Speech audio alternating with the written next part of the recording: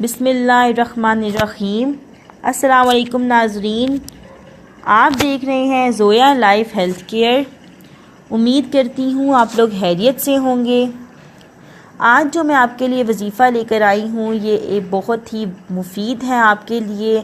ख़ास तौर पर ये उन लोगों के लिए वजीफ़ा है जिन लोगों के रिश्ते नहीं हो रहे, जिन लोग अपनी शादी की वजह से बहुत परेशान हैं, जिनके रिश्ते टूट जाते हैं। इनकी परेशानियों का मैं आज आपको एक बहुत ही अच्छा सा वजीफ़ा बताने जा रही हूँ जो 10 से 15 रमज़ान तक का है।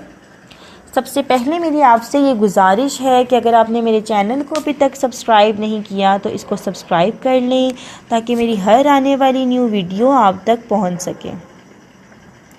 अगर आप कोई भी वजीफ़ा कर रहे हैं, किसी भी दिन कर रहे हैं, तो उसका आपको बहुत फ़ायदा होता है। पर फ़ायदा आपको तब होगा जब आप अपनी नमाज को कायम रखेंगे। उसके अलावा आप तमाम इक़साम के गुनाह छोड़ देंगे।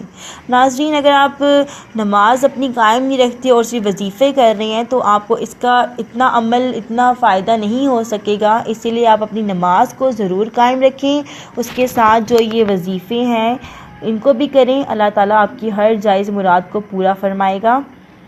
आज का वजीफ़ा मैं बताने जा रही हूँ जिनके रिश्ते नहीं होते, जिनकी शादियों में रुकावट आ रही है। ये वजीफ़ा कुछ इस तरह से है। आपने 10 रमज़ान को ये वजीफ़ा शुरू करना है और 15 रमज़ान को ख़त्म करना है।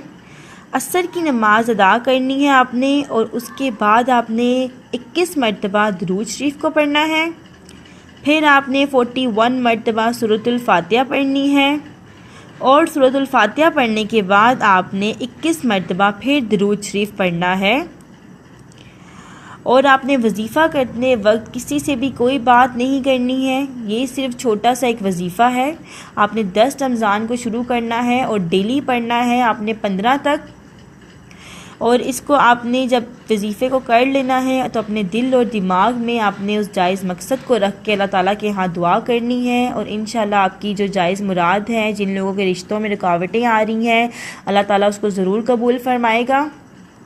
अगर आपको कुछ समझ ना आई हो तो आप मुझे कमेंट्स में पूछ सकते हैं। मेरा नीचे नंबर दिया गया हुआ है, आप इसके ऊपर भी मुझसे रब्ता कर सकते हैं।